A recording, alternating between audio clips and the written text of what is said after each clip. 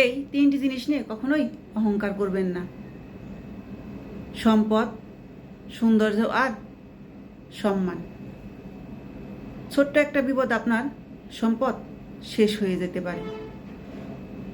আর সৌন্দর্য, ছোট্ট একটা রোগে আপনার সৌন্দর্য শেষ হয়ে যেতে পারে। সম্মান, আপনার ছোট্ট একটা ভুলে আপনার অর্জিত সম্মান ধ্বংস হয়ে যেতে পারে। তাই সাবধান, ভুলেও কখনো এই জিনিসগুলো নিয়ে অহংকার করবেন না। এগুলো সময়ের সাথে সাথে সব শেষ হয়ে যায়। অহংকার এমনই একটা জিনিস, কথাই তো আছে, অহংকার পতনের মূল।